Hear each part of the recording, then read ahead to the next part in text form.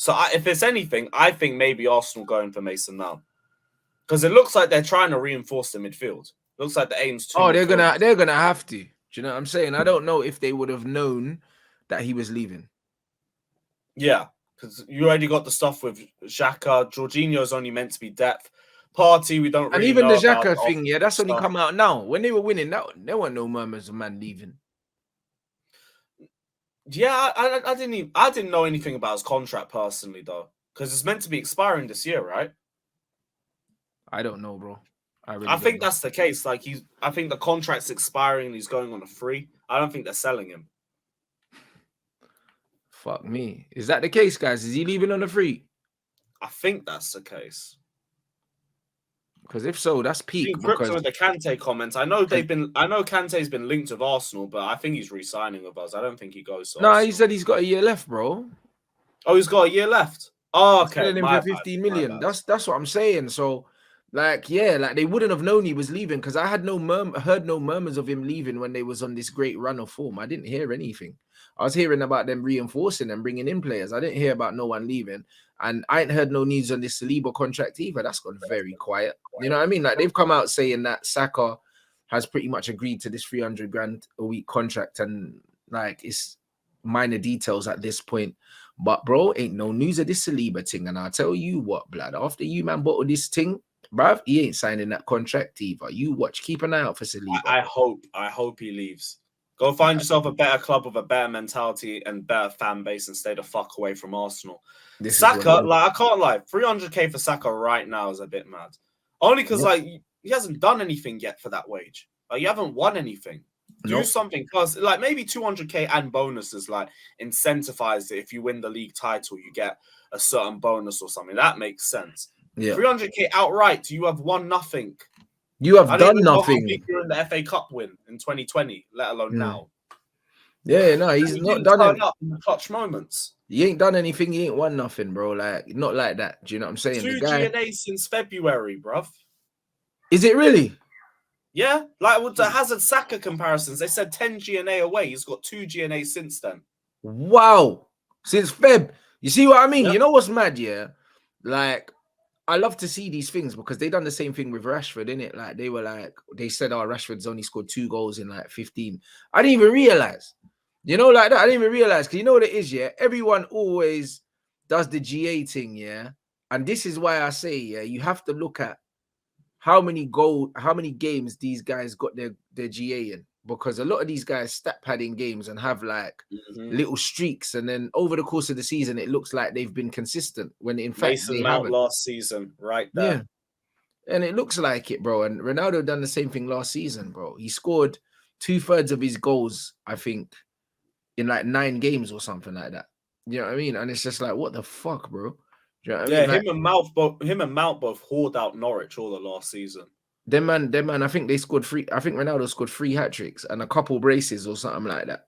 Like, yeah, he scored, I think, 18 league goals altogether. And it's a mad thing. I think most of them, fuck it. I think all of his goals like altogether. 3 goals second half of the season, like 4 or 5. I think all of his, goals, he scored in 9 games, blood. Like, that's a mad thing. 18 goals in 9 that's not good. Bro, that's crazy, bro. Well, in 9 games of the season, you know, he scored all those 18 in 9 games, and he played 30. It was a bit streaky for you, man. But I didn't know. Bro, extremely streaky, blood. In March, he had 9 goals, blood. You know, like that. Like, you see what I mean? And then everyone would turn around and say, Rants, he was your top scorer, and you let him go, bruv. In March, he had 9 goals, blood. In March, that's crazy. That is horrific. The season started in August, B. You know, like that. That's crazy to me. You know what I mean? Yeah, because I know after the miscarriage and everything, he got 3 goals in his first 3 games back. Yeah, he came back. I knew he had a little bit of a patch towards the end of the season. No, it's crazy, bro. Like the guy, like this is the problem with these players. Like when they score in patches like Rashford did, and then someone told me he's got 2 in his last 15 games. I couldn't believe it because everyone just shows you how many goals they've scored in the season. And people don't understand how you spread your goals out do matter. And when you score your goals do matter. What's the point in scoring all those goals in games that don't mean anything? Like, what does it mean? But that's the thing. Like, there's context to everything. let alone just goals and assists. Like you said, it's about when you do it.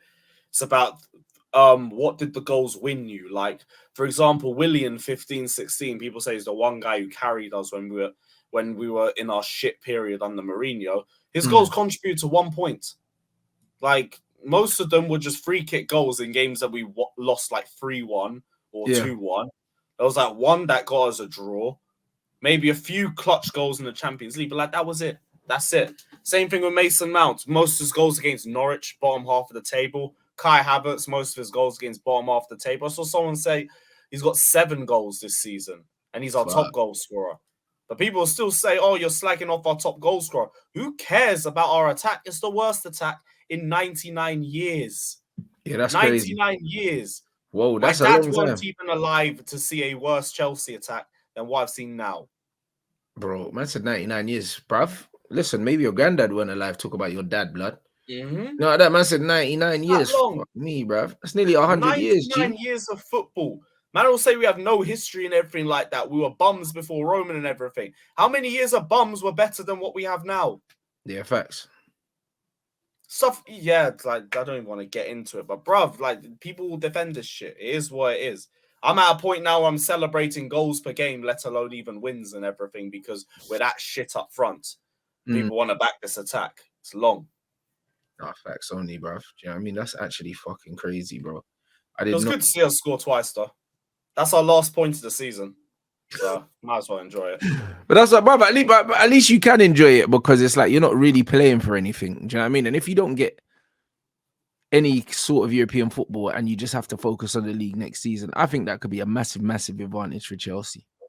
Yeah. Next season will be a lot better for us. That's another reason why I just don't care right now. It can be funny to me because it's not like I'm thinking we're going to be fucked for the next 4 or 5 years. I don't know when we're going to come back or anything. Nah, next season we should be going straight back to top 4 minimum and 2 cup finals because we're not in any European competition. We have a squad that's not right now needs a lot of clear outs, but there is gems in there, and Pochettino's a good coach in terms of getting the best out of those players. Poch himself is a good manager. We have the money behind us. I am fine. I'm fine with next season. I'm fine with us for now. We're going to be perfect. We're not going to be perfect. We'll be in a better position. But yeah, for this season, it is what it is. Ryan, I saw your comment as well. Do not back us for anything. You will just disappoint yourself. Watch us in 45 minutes. We're going to concede 3 goals in both of those games. It's not happening. You, man, are not chasing, but you need to consolidate your spot. You'll probably do that against us. So what am I going to expect? We won't give a fuck about that game at all. They'll be protecting themselves because half of them want to leave in the summer. Yeah, facts. We'll be pumped. If we beat Chelsea, that's top 4 done. Like, that's done. Yeah, and you will. You're going to absolutely batter us. I've seen, like, even now, people saying we could get a draw or something. Where? If United do not get 3 points against Chelsea in convincing fashion, you don't deserve top 4 outright. There is no way you should be making us look like a competent team.